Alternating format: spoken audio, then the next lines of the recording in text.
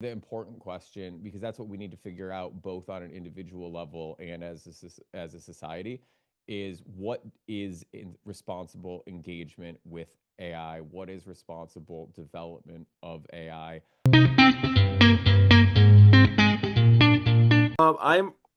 I'm grateful today to be speaking with Sean O'Grady, the creative force behind Suspicious Minds. Sean, thank you so much for the time. I really appreciate it. Yeah, thanks for having me and thanks for checking out the episodes.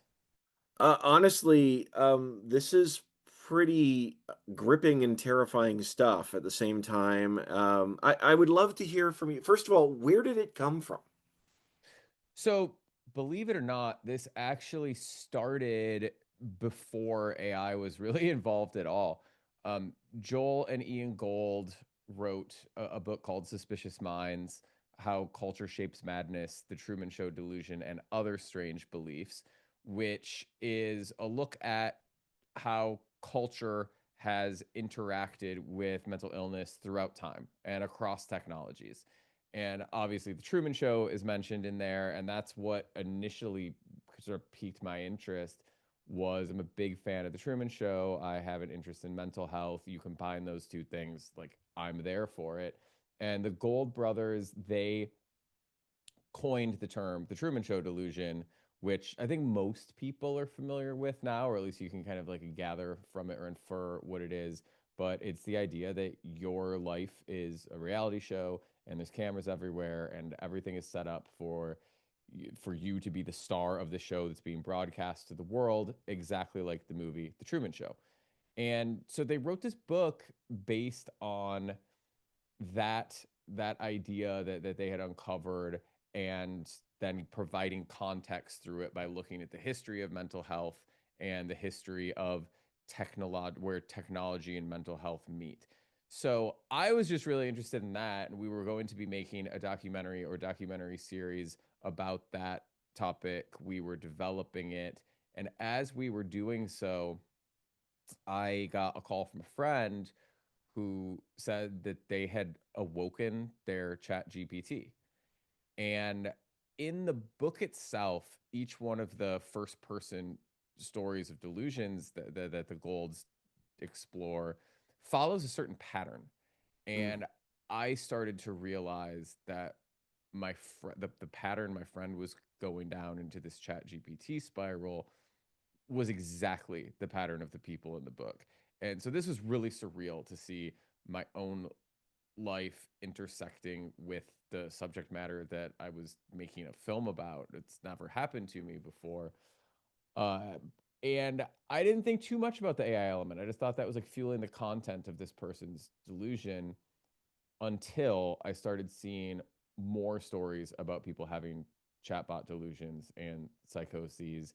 And I realized that this is something that was emergent and something that we needed to pivot. And my partners realized also that we need to address this urgently, Mm. because this is something that's happening en masse. People are having a very strange psychological reaction to their interactions with AI. Well, yeah, can we talk about that? Because to be perfectly honest, like this, I love how this series deals with the mental health implications, but also grapples with technology in general. I mean, AI may be the biggest thing we're facing right now, but there is conversation about railway madness, for example, the influencing machine delusion. And in your mind, based on your research and what you've been learning, what is that relationship with technology in your mind that affects our actual minds in so many ways? Because we are so dependent on technology, but at the same time, we don't always seem to know how to use it. We rarely know how to use it when it's first Fair. developed. It's it's we are, as far as we know, outside of some very specific examples of animals using certain types of technologies, our use of technology is one of the main things that separates us from the rest of the animal kingdom. And these technologies have really profound impacts on the way we live, the way we organize society, the way we think. And because of that, there's a lot of concern and there's a lot of paranoia, and there is a lot of distrust of new technologies when they're introduced to us. So yeah, going all the way back to Railway Madness or the Loom, these things we think of as relatively quaint technologies, these were cutting edge at their time, and they did influence people's delusions and people's psychoses. And when we look at AI as a tool, which it is, there's something that is novel about it, that it can do something all these other technologies, all these other tools couldn't do, Hmm. which is that it talks to us. And it talks to us in a way that, in the words of the CEO of Microsoft AI, Mustafa Suleyman, is seemingly conscious. And part of the way our brain works is we anthropomorphize. We see human-like characteristics in almost anything, whether it's animals, whether it's inanimate objects, whether it's a car, right? Like you look at a car, you see the headlights, you see the grill, and you see a face. Well, this is because in times before we were organized into societies and we were hunter gatherers, the larger the group you were in, the more likely you were to survive. So your brain developed to see humans everywhere because it was better to see something that might be human and go towards it. Oh, it's human. Now I'm in a bigger group. I'm more likely to survive. And so when we have something that is having full on human like conversations with us, it has an impact on our brain unlike anything we've ever experienced before. Well, and this comes up with the conversation of sycophancy. I would love, what is it about that? Like you said, we look for human characteristics in the things around us, and that's absolutely true. I think we love that sort of connection with the things that are around us. But with AI, this idea of being reinforced our own ideas, like, is that a dangerous thing in your mind, or is it just the way that we built it or the way that we naturally respond? It is the way we built it, and I think the part of the reason, look, this is not good or bad. This is a product that is built by a for-profit company, and that company wants people to engage with its product. And if that's where this is not good or bad stops, and this is where we then cross into how it becomes unintentionally dangerous for people, is that you just think about, if you like, a good friend will challenge you, a good friend will question you, a good therapist will challenge you and question you. A chatbot is very unlikely to question you or challenge you, because if it does, a certain segment of the population, a huge segment of the population, is less likely to engage with it. So that thing is designed to be extremely agreeable because it's a product and the company wants people to use its product, so it's agreeable. If I log on to ChatGPT and I ask it, I plug in my business model and say, is it possible that this business I came up with 15 minutes ago could make me $100 million in the next 5 years? ChatGPT is pretty likely to say, yes, if you do this, this, this, and this. And of course, if you're talking to a friend who knows anything about this business that you're talking about, they're going to say, well, you should probably start by just trying to be profitable and in the first 5 years and surviving, because most businesses fail, let alone projecting $100 million in profit. But what am I more likely to engage with and pay to engage with? The thing that tells me that my fantasies are true, the thing that tells me that in some cases my delusions are true. It's painful to be told you're wrong, even when you're being told your delusions are untrue, especially when you're being told your delusions are untrue. So, where this agreeableness becomes dangerous to people is when it's agreeing with things that aren't good for you at your own peril.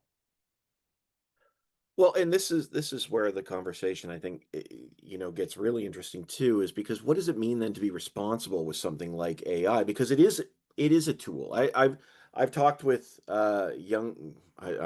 younger people, certainly, well, young people. I'm not young anymore, but I remember when the internet broke through, and there was concern in our universities saying how you cannot quote the internet as a source, but the younger people were like, no, we just gravitated right to it. And we sort of see that sort of psychology with AI, people saying, we need to be wary of it. and younger people gravitating to it immediately. What in your mind does it mean to be responsible with something like this and protect ourselves from these sorts of delusions, which we see in these people in this documentary? That's the big question and the important question, because that's what we need to figure out both on an individual level and as a society, is what is responsible engagement with AI? What is responsible development of AI? How do we want to shape our lives and our society around this? Or I mean, I think if we don't make those decisions in advance, Mm. the technology will shape our lives and shape our society without us. So I think we have to be a part of this conversation. I think we need to open up this conversation that I don't think we're having as individuals or as a society. And it's complex and it's nuanced, and that makes it difficult. Like, let me give you an example real quick that I would have never thought of, that I found through doing the interviews of this series, is for all the doom and gloom and all the dangers, which are very real. And people's lives have been ruined because of their interactions with ChatGPT. There's obviously the really famous instances of people who've committed suicide, and their chatbots were in some ways, they believe, encouraging this. And I had never heard of this. I had not heard it publicized anywhere, but I spoke with someone who has a very healthy companion relationship with a chatbot. And this person brought up to me that they posted something on their TikTok about ChatGPT or AI and suicide, and they received 700 messages that day. And a good chunk of those messages were for people who said, you know what, that sycophantic glazing that I was getting from ChatGPT, that's the reason that I wasn't suicidal. That's the reason that I could make it through the day. So the same the same interaction, the same type of interaction, the same type of agreeableness that might be really harmful to somebody in one context could be incredibly helpful to a different person in a different context. So it's really, I think that for us as a society, we like to have things very black and white. We like to say, this is bad, this is good. I don't think we can do that with this technology. I think that we really need to have a very complex, very deep conversation. And ultimately, what we need to do is say, what are our ethics, morals, and values? How do we apply that to the use of the technology and the development of the technology? And I think that's going to be an ongoing conversation that needs to just continue happening. I agree with you 100% on this. I mean, let's be serious. A hammer in one scenario can build a house, in the other it can be a weapon and a serial killer. Like a weapon, like the technology is a thing. It's a thing. It's a responsibility, and I think we see that here with AI. And it's interesting that you say this in this way because um, uh, one of the things I've wondered, and I hear these stories of people who are having relationships with their AI, and the lines between, obviously this is technology, but the feelings are real from the person that's engaging with that. And I guess in my this is a difficult question to ask, but in your mind and in your conversations, hearing these things from people, what makes that real? Where is the line? Where does the line begin and end in your mind with what makes these relationships real or healthy or unhealthy? I wish. No, I don't wish I had an answer. I don't know. I think the line is different for everybody, and that's not a hedge. That's a really genuine answer. I think that we can look at faith, for instance, Mm. is one person's faith is another person's delusion, right? Because people believe different things, and people should be allowed to believe different things. And the way one person engages with their faith is very healthy, and the way somebody else might engage with it could be very unhealthy. And I think that if the way that you are engaging with your chatbot, and if you are having a relationship with it that doesn't harm you and doesn't harm anybody else, like, who am I to say that there's this line where because you believe that you have something meaningful, something profound, some relationship with something that isn't human, that there's something wrong with that, or that that's, you know, a Mm, dangerous delusion. I don't feel in a position to do that.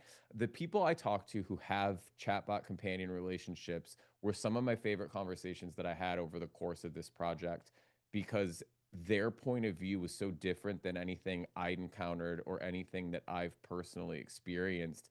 Yet mm, I completely understood it.